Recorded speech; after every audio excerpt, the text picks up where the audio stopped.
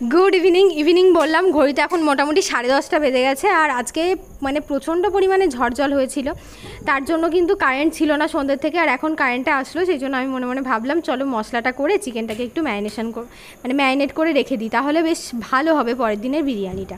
তো চিকেনটা ভালো করে ধুয়ে রেখেছিলাম ফ্রিজে। এখন এর মধ্যে অনেকটা পরিমাণে টক দই দিয়ে দিলাম, আর মাঝখান থেকে কারেন্টটা চলে গেল। তো কি করব, মশলাটা হয়ে গেছিলো। যাই হোক, মশলাটা হয়ে যাওয়ার পরেই কারেন্টটা গেছে। আর কারেন্ট যদি যাওয়া আসা করে না, তাহলে মনের মধ্যে একটা আলাদা মানে শান্তি পাওয়া যায় যে না, চেক করছে, লাইনটা আসবে, মানে আশাই বাঁচে চাষা। ওই চেক করলে আমিও মানে চাষা মানে আশাতেই বাঁচি আর কি। তো এটা তো দেখতেই পেলে, এর মধ্যে আদা, রসুন, জিরে, কাঁচা লঙ্কা, পাকা লঙ্কা সবই দিয়ে দিয়েছি। এবার এটাকে একটু সর্ষের তেল দেবো, এর মধ্যে লবণ দেবো না, একটু হলুদ দেবো, ভালো করে ম্যারিনেট করে সারা রাতের জন্য রেখে দেবো। এটাতে মানে এটা করাতে কি হবে, পরের দিন চিকেনটা খুব তাড়াতাড়ি রান্নাও হয়ে যাবে আর খেতেও খুব ভালো হবে। বাড়িতে যে নর্মাল চিকেনগুলো বানাই না, ওটা দই থাকে না বলে আমরা দই দিই না। কিন্তু তোমরা কোনো দিন এরকম করে চিকেন রান্না করে দেখো, বিরিয়ানি বলে না, এরকম করে ভালো করে ম্যারিনেট করে ওভারনাইট ফ্রিজে রেখে দিয়ে পরের দিন সেই চিকেনটাকে রান্না করলে মানে পুরো একটা আলাদা রকম লেভেলের, মানে এই চিকেনের সাথে ওই চিকেনের যেটা সদ্য রান্না করা চিকেন, তার সাথে সত্যি আকাশ পাতাল একটা পার্থক্য টেস্টের দিক থেকে। যেহেতু আমি দু রকমই খেয়েছি, ওই জন্য কথাটা বলতে পারলাম। ম্যারিনেশন চিকেনটা আমার বেশি ভালো লাগে, আমার বরের আবার অতটা বেশি ভালো লাগে না, কারণ ওর মনে হয় যেন একটা রসুনের ফ্লেভারটা না ওই চিকেনে আসে, ওটা ওর পছন্দ না। মানে ও মাংস খাবে, চিকেন খাবে, কিন্তু রসুনের ফ্লেভারটা অতটা পছন্দ করে না, যে বোঝা যাবে রসুন একটা গন্ধ সেটা। আর আমার আবার ওটাই বেশি ভালো লাগে। তো ভালো করে দেখতেই পাচ্ছ, হাত দিয়ে বেশ ভালো করে মাখিয়ে নিচ্ছি, একটু সর্ষের তেলও দিয়েছি, হলুদও দিয়েছি, মোটামুটি সবই দিয়েছি। আর চিকেনের পিসগুলো খুব বেশি বড় করেছি তাও না, আবার খুব যে ছোটো ছোটো করেছি তাও না, একদম একটা মিডিয়াম সাইজ দিয়েছি। লেগ পিসটা দুর্ভাগ্যবশত খুবই ছোট করে দিয়েছে আমার মেয়ে, আবার লেগ পিস মানে বিরিয়ানির লেগ পিসটা খেতে বেশি ভালোবাসে। তো এবার এটাকে একদম বাটিতে তো রাখলে ওরকমভাবে খুলে রাখা যাবে না, তার জন্য এই কন্টেনারটার মধ্যে রেখে গ্রেভিটাকে উপর দিয়ে ছড়িয়ে এটাকে পুরো একদম বক্সটাকে প্যাক করে একদম ফ্রিজের মধ্যে ঢুকিয়ে দেবো। আর কালকে তো ধরো সকাল সকাল উঠে মানে আমার মেয়ে তো আজকে রাত্রে থেকেই কাঁদতে শুরু করেছে, মা আমি কখন বিরিয়ানি খাবো, মানে একটা আনন্দ আর কি। আর আমি যেহেতু বিরিয়ানিটা পুরোপুরি একদম নিজে ফার্স্ট টাইম বানাচ্ছি, মানে এর আগেও বিরিয়ানি খেয়েছি কিংবা বানিয়েছি, কিন্তু সাপোর্টে কেউ ছিল, কেউ হেল্প করেছে, কেউ করে দিয়েছে, কিন্তু এরকমভাবে মানে পুরোপুরি একদম নিজে করিনি। আর তোমাদের দাদাভাই যেহেতু বিরিয়ানিটা একদমই পছন্দ করে না, তো সেই জন্য মানে ওই জন্য খুব কম মানে আমাদের বিরিয়ানি হয় না বললেই চলে, মানে হয় না, যদিও বা খাওয়ার মন হয় দোকান থেকে কিনে নিয়ে এসে খাই, কারণ এই এত ঝামেলা করে না করতেও ভালো লাগে না, জানো তো। যাই হোক, ফ্রিজের মধ্যে ভরে দিলাম, কারেন্টটাও চলে এসছে। এবার চলো আর বেশি বকবক করবো না, ঘুমিয়ে পড়ি, ভালো লাগছে না। ওয়েদারটা ঠান্ডা ঠান্ডা আছে, ঝড় বৃষ্টি হয়েছে তার জন্য না। তো হঠাৎ করে বাথরুমে গিয়ে দেখলাম দুপুরে যেসব স্নান করেছিলাম জামাকাপড়গুলো সেই বাথরুমের উপরের র্যাকেই ভরা আছে। তো দেখলাম নাইটিটা নিয়ে, এখানে বাইরে প্রচণ্ড হাওয়া চলছে, জানলাতে যদি মেলে দিই না, একটা দড়ি টাঙানো আছে, সারা রাতে ভালোভাবে শুকিয়ে যাবে। এখানে মেলতে মেলতে ভাবছি যে এরকমভাবে যদি আমি মানে বদাম করে নিচে পড়তাম, মানে আমার মাজার হাট তো একটাও আর শক্ত থাকতো না, ভেঙে কটাও মানে হয়ে যেত আর কি, ঠিক নেই। প্রচণ্ড হাওয়া চলছিল, কিন্তু দেখো একটা টাইমে ছিল কি গাছে পর্যন্ত উঠে পড়েছি, এ ছাদ থেকে ও ছাদ, ও ছাদ থেকে মানে বাপের বাড়িতে গেলে জেঠুর ছাদ থেকে আমাদের টালির চাল, ওইদিকে টালির চাল, এদিকের মানে টিনের চাল সব করে বেরিয়েছি। আর এখন না শরীরটা একটু ভারী হয়ে গেছে, তো ওই জন্য একটু উঁচুতে উঠতে গেলেও না কেমন ভয় ভয় লাগে। মানে এখান থেকে দেখো এইটুকুনি জায়গা থেকে চেয়ারে পা দিয়ে নামবো, মানে আমার মনে হচ্ছে না ভয় ভয় একটা ব্যাপার লাগছে, বাবা কত ভয়।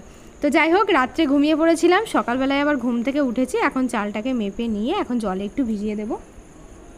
চালটাকে ভিজিয়ে দিলে চালটা একটু ভাতে পারে। সবাই জানো, আমি জানি আমার থেকে তোমাদের প্রত্যেকের জ্ঞান বেশি আছে, তবুও যেহেতু আমি ভিডিও বানাচ্ছি তোমাদের একটু বেশি বেশি জ্ঞান দিয়ে দিচ্ছি, কারণ তোমরা যারা আমার ভিডিও দেখতে এসছো তারা তোমার জ্ঞান শুনতে এসছো, তাহলে তো জ্ঞানটা আমার দিতেই হবে, তাই না?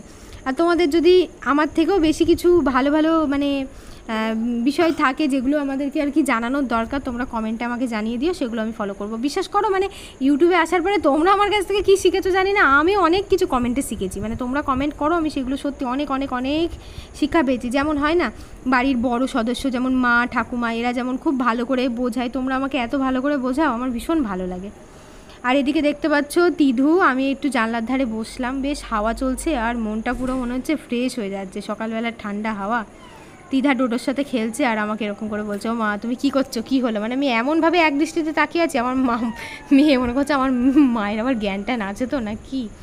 মানে হাওয়াতে হাওয়াতে ওদিক থেকে যখন হাওয়া দিচ্ছে চুলগুলো সামনের দিকে চলে আসছে, আর এদিক থেকে যখন হাওয়া দিচ্ছে চুলগুলো আবার ওদিকে চলে যাচ্ছে। চলো আর বসলে হবে না, এইবার সকালে একটু হালকা পাতলা কিছু টিফিন করতে হবে। হালকা পাতলা বলতে কি, মুড়ি খাবো। তো চিকেন বিরিয়ানি বানানোর জন্য প্রেসারে আলুগুলোকে একটু সিটি মেরে নিয়েছিলাম, যেহেতু একটু মোটা মোটা করে দেবো তো আলুগুলোকে। তো সেই আলুগুলোই আর কি দুটো বের করে সেটাকে পেঁয়াজ কাঁচা লঙ্কা দিয়ে মেখেছি, আর থালাতে মুড়ি নিয়েছি, মা মেয়ে দুজনারই মুড়ি নিয়েছি একটা থালাতে। দেখো চিতকে থালা বলে দেখে মনে হচ্ছে কত মুড়ি, মনে হয় এক গাদা মুড়ি নিয়েছি, কিন্তু অতটাও না, থালাটা একদম চিতকে, তো ওই জন্য ছড়ানো আছে বলে মনে হচ্ছে। তো এই থালা দিয়ে মানে ভালো করে এরকম করে মাখিয়ে, কেউ আবার বলো না যে মাখানোটা দেখে খারাপ লাগছে, মানে মুড়ির আসল টেস্টটা নিতে গেলে মানে মুড়িটাকে আলু ভাজা দিয়েই হোক, ঘুগনি দিয়েই হোক, কি আলু দিয়েই হোক, সিদ্ধ ভাজা পোড়া যাই হোক, আমরা সব দিয়ে মুড়ি খেতে জানি। তো ভালো করে এরকম করে মাখিয়ে নিয়ে তারপরে হাতে করে এরকম এরকম করে ডাব ডাব করে মুখের মধ্যে ভরে দিতে হবে। আগে এই কটা মুড়ি খেতে গেলে মোটামুটি আমার মানে ম্যাক্সিমাম 1 ঘন্টা, মানে ম্যাক্সিমাম না, মিনিমাম 1 ঘন্টা টাইম লাগতো। আর এখন অনেকগুলো মুড়িও আমি ওই 10-15 মিনিটের মধ্যে খেয়ে নিতে পারি, যেহেতু স্টাইলটা শিখে গেছি, দেখতেই পেলে। আর কাঁচা লঙ্কাগুলো একদম ঝাল নেই, এতগুলো কাঁচা লঙ্কা দিয়েছি তাও মনে হচ্ছে দেখো একটুও ঝাল নেই। তো খাওয়া দাওয়ার পরে যেটুকুনি কাজ আমার পড়ে থাকলো সেটুকুনি আমি ফেলেই রেখে দিলাম। মেয়ের অত্যাচার আর সহ্য হচ্ছে না, মানে আমার মেয়ে মনে হচ্ছে মানে পুরো আমার পাশে বসে বসে শিখবে, মানে এত এক্সাইটেড ও আজকে, মানে ওর খুব আনন্দ যে মা আমাকে বিরিয়ানি, স্পেশালি ওকে উদ্দেশ্য করে আজকে বিরিয়ানিটা বানানো হচ্ছে। সেই জন্য জলের মধ্যে গোটা গরম মশলা, তেজপাতা, লবঙ্গ, দারচিনি, ছোটো এলাচ, বড় এলাচ যা ছিল সব দিয়ে দিয়েছি। একটু সাদা তেলও দিলাম, সাদা তেলটা দিলে কি হয় একটার সাথে একটা গায়ে লাগে না আর কি। আর বারবার ভাতটা করার সময় আমি বারবার দেখছিলাম চালটা যেন কি বলবো, মানে বেশি গলে না যায়, গলে গেলে কি হয় বলো তো, বিরিয়ানির মানে পুরো টেস্টটাই নষ্ট হয়ে যায়। তো এখানে হচ্ছে তোমার আমি নিয়েছিলাম নাফিস না কিসের চাল, বেশ এই চালটা বেশ খারাপ না, ভালোই, মানে ভাতটা ফোটার পরে আমি বুঝতে পারলাম। প্রথমে একটু টেনশন হচ্ছিল যে চালটা ভালো হবে না, তারপরে দেখলাম না, চালটা বেশ ভালোই, খুব একটা খারাপ না। এদিকে দেখো ভাতটা হয়ে গেছে মোটামুটি 60% করে, 70% মতো করে নামিয়ে দিয়েছি। একটু শক্ত রাখতে হবে, নাহলে ওইটুকুনি একটু দমে দিতে হবে। দমে দেওয়াতেই না বিরিয়ানির আসল টেস্টটা আসে। অনেকে দেখি মিঠা আতরের ফ্লেভার, রোজ ওয়াটার, কেওড়া ওয়াটার, এগুলোর ফ্লেভারটা খুব বেশি পছন্দ করে বিরিয়ানিতে, কিন্তু আমার ভালো লাগে, কিন্তু অতটা বেশি না যে বিরিয়ানিটা খাওয়ার পরে আমার মোটামুটি 1-2 ঘন্টা পর থেকে মানে ঢেকর দেবে 10 ঘন্টা পর্যন্ত, যে না আমি বিরিয়ানি খেয়েছি এরকম আমার দরকার নেই। যে হ্যাঁ খাবো, ভালো লাগবে, ঠিক আছে, তাই বলে অতটাও বেশি পরিমাণে দেবো না যে একদম বিদগুটি গন্ধ হয়ে যাবে। এর আগে লাস্ট বিরিয়ানি খেয়েছিলাম বহরমপুরে, একদম বাস স্ট্যান্ডের কাছে একটা দোকান আছে, তো ওখান থেকে একটা বিরিয়ানির প্যাকেট এনেছিলাম। বিরিয়ানিটাই এত পরিমাণে মিঠা আতরের স্মেল ছাড়ছিল, মানে আমার মনে হয় পুরো গোটা দিন মানে আমার ঢেকর উঠেছে বিরিয়ানি, এমন খেয়েছি। তারপর থেকে ওই দোকানের বিরিয়ানি আর মানে অতটা খেতে ইচ্ছা করে না। আর এমনিতেও আমি বিরিয়ানি প্রেমী না, বিরিয়ানি আমার ভালোই লাগে না। গোটা জীবনে মনে হয় 5-6 বার কি 7 বার 8 বার বিরিয়ানি খেয়েছি, এরকম একটা ব্যাপার, মানে নিজে শখ করে কোনো দিন খাইনি বিরিয়ানি। কোনো রেস্টুরেন্টে গেলে না আমার ওই সেখানকার বিরিয়ানিটা কেমন ওটা একটু টেস্ট করার ইচ্ছা হয়, যে হ্যাঁ স্বাদটা কেমন, যেমন মাদারসার, তারপরে হচ্ছে আমাদের ওখানে যেগুলো আর কি কাছাকাছির মধ্যে রেস্টুরেন্ট আছে, আমার মানে একটু মনের মধ্যে ইচ্ছা হয় না এই দোকানের বিরিয়ানিটা একটু টেস্ট করে দেখি। তো যাই হোক, তোমার বেরেস্তাগুলো অর্ধেকটা ভাজলাম, ভেজে তুলে রেখেছি বেরেস্তা, আর বাদ বাকি অর্ধেকটা পেঁয়াজ ভালো করে ভেজে ওর মধ্যে গোটা গরম মশলা একটু সাইড করে দেখতেই পেলে ফোড়নে দিয়েছি। তো এবার আগের দিনে যে ম্যারিনেট করা চিকেনটা ছিল সেটা ফ্রিজ থেকে বার করে একদম ডাইরেক্ট ওভেনের মধ্যে দিয়ে দিলাম। এবার অনেকক্ষণ ধরে মানে এটাকে একদম স্লো ফ্লেমে ঢাকা দিয়ে কষাবো, খুব একটা বেশি টাইম লাগবে না। আর এরকম করে রান্না করলে চিকেনটা ভিতর থেকে সফটও হবে আর টেস্টিও হবে। তো চলো আমি চিকেনটাকে কষাতে থাকি যতক্ষণ না এর মধ্যে থেকে তেল ছেড়ে দেয়, মানে গ্যাসটাকে কমিয়ে ঢাকা দিলে আপনি তেল জল সব ছেড়ে দেবে। এই দেখো কত সুন্দর কষালাম, মোটামুটি 15-20 মিনিট হয়ে গেল। তারপরে মোটামুটি চিকেনটা কষানো হয়ে গেছে, কিন্তু আমি আরও ঢাকা দিয়ে আরও একটু কষাবো, মানে একদম বেশি ঝোল রাখবো না, গ্রেভি রাখবো না, একদম মানে কষা করেই দেবো চিকেনের মধ্যে, বেশি ঝোল মাখা করবো না। যেটুকুনি একটু গ্রেভি থাকবে, আমার আবার না ওই গ্রেভি বেশ মনে হবে যেন ঝোল মাখা একটা ব্যাপার যে হয়, বেশি স্পাইসি ব্যাপারটা, ওইটা আবার বেশি ভালো লাগে। তো যাই হোক একটু চিকেনটাকে ঢেকে দিই, আর গন্ধটা তো খুব সুন্দর বেরিয়েছে। তোমরা চাইলে এর মধ্যে রোজ ওয়াটার, কেওড়া ওয়াটার মেশাতে পারো, আমি কিন্তু মাঝখানে বিরিয়ানি মশলাটা অ্যাড করে দিয়েছি, সেটা তোমাদেরকে দেখানো হয়নি। এবার আলুগুলোকে একটু ভেজে নিচ্ছি ভালো করে। অনেক জ্ঞান দিয়ে দিচ্ছি বিরিয়ানি সম্বন্ধে, মানে সবাই আমার জ্ঞান শুনে ভাববে আমি একাই মানে বিরিয়ানি বানাচ্ছি আর আমি একাই অ্যাডভাইস দিচ্ছি। তোমরা কেউ কোনো দিন বিরিয়ানি বানাওনি, তোমরা কেউ কোনো দিন খাইনি, আমি আমার স্টাইলটা শেয়ার করলাম। তোমাদের যার যেমনভাবে ভালো লাগে করো, আর যদি না লাগে করো না। তো দেখো হাঁড়ির তলায় না 4-5টা তেজপাতা পেতে দিয়েছি। তেজপাতাটা পেতে দিলে কী হয় বলো তো, একদম যদি বাই চান্স তোমার নিচের ইয়েটা কম হয়ে যায়, অনেক সময় দেখবে ধরে যাওয়ার লেগে যাওয়ার চান্সটা থাকে, কিন্তু নিচে যদি তুমি 4-5টা তেজপাতা এরকম করে দিয়ে চিকেনটা দাও, আমি বেশি লেয়ার দেবো না, সেক্ষেত্রে তোমাদের মানে বেশি ইয়েটা হয় না। তো প্রথমে মাংসটা দেওয়ার পরে অল্প কটা ভাত দিলাম, একটু হাতাতে মশলা লেগেছিলো সেটা দিলাম, তারপরে একটা বাটির মধ্যে দুধ, তার সাথে তোমার গোলাপ জল, কেওড়া জল, মিঠা আতর সব কিছু মিশিয়ে দিয়েছি। এরকমভাবে মিশালে কী হয় বলো তো, মানে পুরো ভাতের সাথে যায়। আর এমনি তুমি মুটকিতে করে এরকম করে কেওড়ার জল ঢেলে দিলে না, এক জায়গাতে গিয়ে সেটা জমা হয়ে থাকে, আর দুধের সাথে মিশিয়ে দিলে খুব ভালো হয়।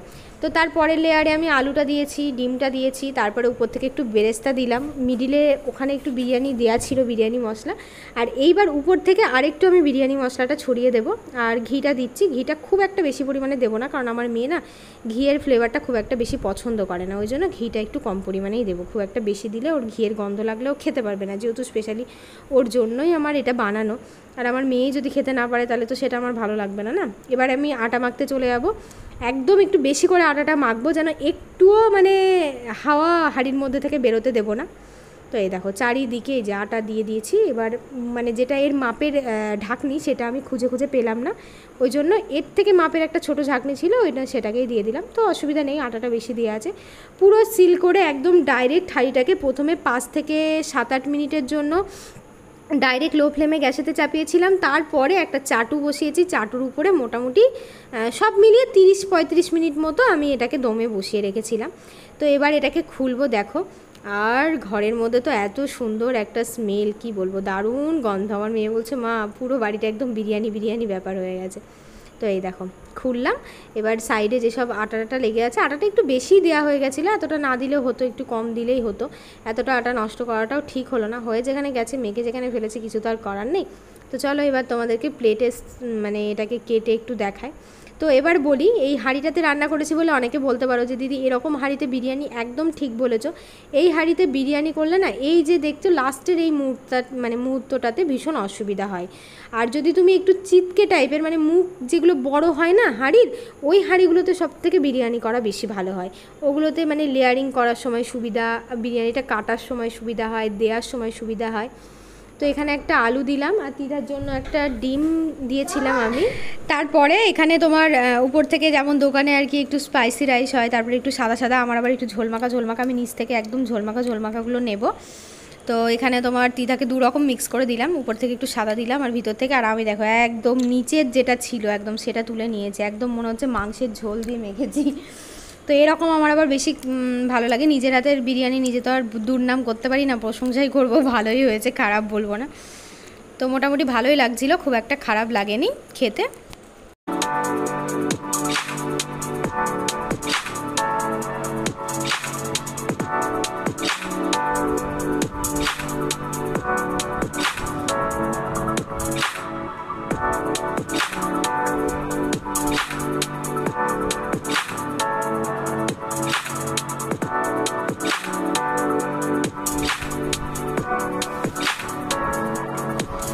সবাই বিরিয়ানি খাচ্ছি, ও খেতে পাচ্ছে না, ও পুরো পাগল হয়ে যাচ্ছে, ওর মাথা যা ওদিকে যা, দিচ্ছে দিদি, ওদিকে যা। বাড়ির প্রত্যেকটা সদস্য আজকে বিরিয়ানি খেয়েছে, এই সদস্যটা কেন বাদ যাবে? কেন?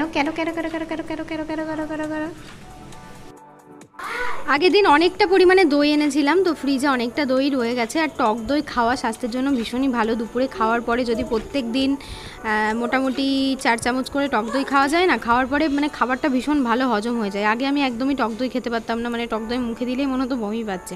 মিষ্টি দই আমার ফেভারিট, কিন্তু কিছুদিন যাবত মানে মোটামুটি এই ধরো তাও মোটামুটি 6-7 মাসকার কথা বলছি, মানে এখানে আসার পরে, বহরমপুরে আসার পরে, তো তারপরে টক দইয়ের প্রতি একটা এমন ভালোবাসা হয়ে গেল না, এখন টক দই খেতে বেশ ভালো লাগে, মিষ্টি দইয়ের থেকেও বেশি। बिरयानी बनाने के बाद मेरा किचन का हालत देखो, इतना गंदी हो गया, क्या बोलूँ मैं, क्या क्या।